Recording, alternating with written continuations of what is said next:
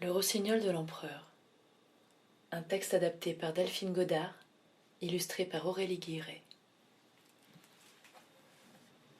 Le rossignol de l'empereur. Cette histoire s'est passée il y a bien longtemps, dans la lointaine Chine. L'empereur vivait dans un palais entièrement fait de porcelaine fine. Dans le jardin du palais poussaient des fleurs si merveilleuses qu'aux plus belles d'entre elles on accrochait une clochette qui tintait à la moindre brise pour qu'on ne puisse pas passer devant elles sans les admirer. Le jardin de l'empereur était gigantesque. Si l'on marchait très longtemps, on arrivait à une forêt peuplée d'arbres superbes qui descendaient jusqu'à la mer. C'est là que vivait un rossignol dont le chant charmait jusqu'aux plus pauvres des pêcheurs. Quoiqu'ils eussent bien d'autres soucis, il n'était pas rare que les pêcheurs restent silencieux à l'écouter.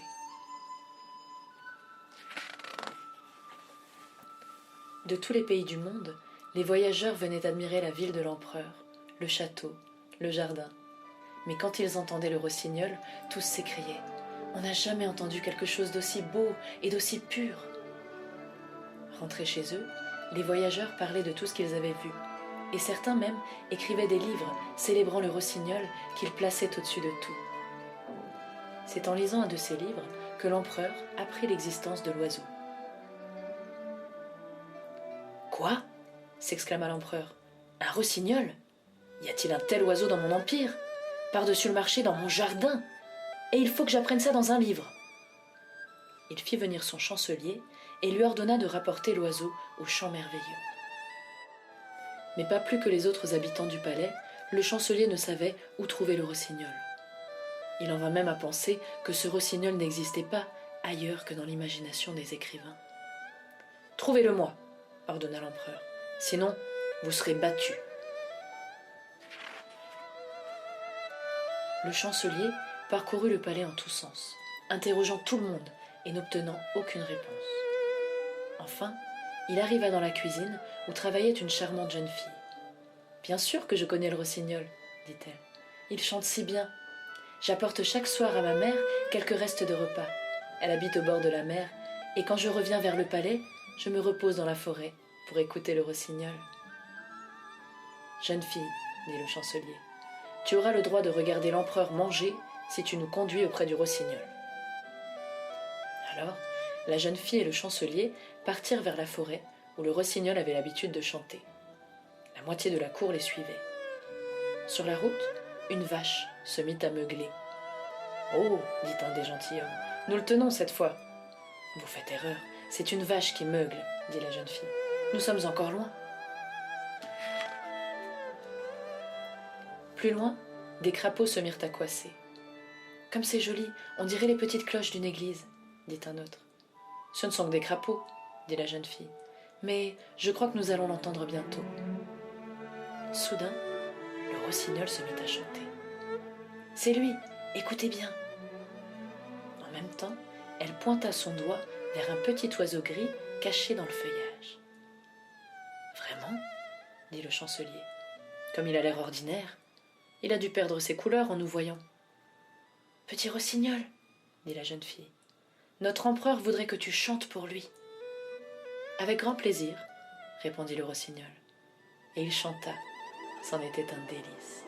« L'empereur est-il satisfait ?» demanda le rossignol qui pensait que l'empereur l'écoutait. « Mon excellent petit rossignol, je suis le chancelier. J'ai le grand plaisir de vous inviter pour ce soir à une fête à la cour où vous charmerez sa majesté impériale par votre chant. » Le petit rossignol aurait préféré rester dans son arbre, mais il les suivit de bonne grâce, puisque c'était le désir de l'empereur.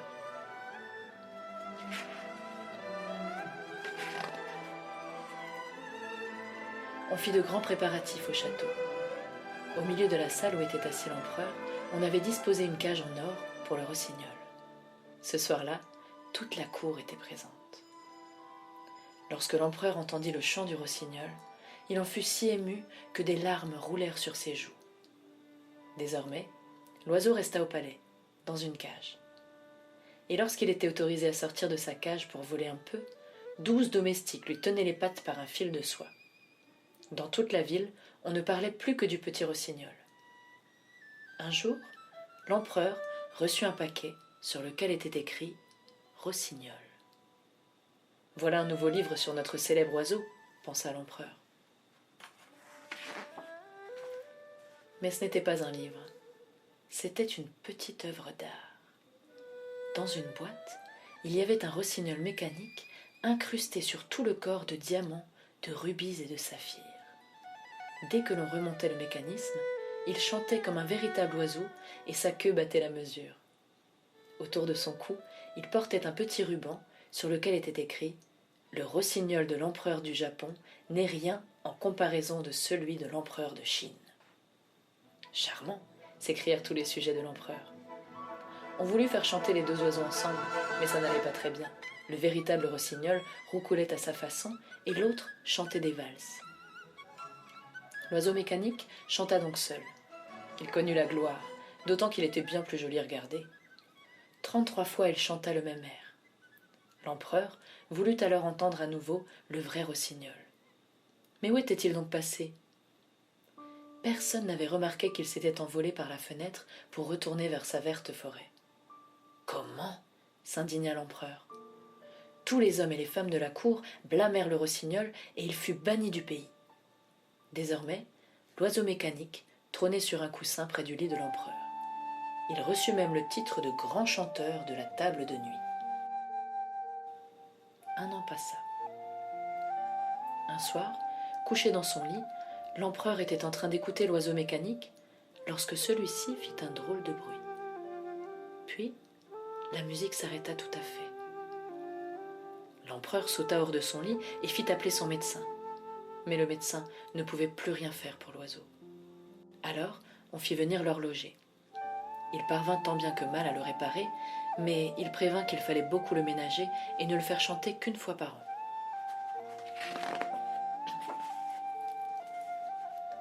5 ans passèrent. L'empereur tomba gravement malade. Les habitants du pays, pensant sa mort proche, avaient beaucoup de chagrin. Blême et glacé, l'empereur reposait dans son grand lit magnifique. Il avait du mal à respirer, comme si un poids pesait sur sa poitrine. Lorsqu'il ouvrit les yeux, il découvrit la mort, assise sur son cœur. Il lui sembla aussi entendre chuchoter plein de créatures étranges cachées dans les plis des rideaux. Pour ne plus les entendre, l'empereur ordonna qu'on fît chanter l'automate. En vain, l'oiseau restait silencieux. Soudain s'éleva près de la fenêtre un chant doux et délicieux. C'était celui du petit rossignol. Ayant appris que l'empereur était malade, il était venu chanter pour lui. La mort elle-même l'écoutait et disait « Continue, petit rossignol, continue !» Le rossignol continua de chanter. La mort décida de se retirer. Le lendemain, l'empereur était tout à fait guéri. Il ne savait comment remercier le rossignol. « Tu m'as déjà récompensé, » dit l'oiseau. « J'ai vu des larmes dans tes yeux la première fois que j'ai chanté pour toi, et ça, je ne l'oublierai jamais. »« Reste toujours auprès de moi, » dit l'empereur. « Tu ne chanteras que lorsque tu en auras envie, et je briserai l'oiseau mécanique en 1000 morceaux. »« Non, » dit le rossignol. « Il a fait tout ce qu'il pouvait. Garde-le toujours. Quant à moi, je préfère vivre libre. Si tu le souhaites, le soir je viendrai me poser sur cette branche et je chanterai pour toi. » Comme il l'avait promis, le petit rossignol revint chaque soir chanter pour l'empereur cet air si doux qui lui donnait envie de vivre.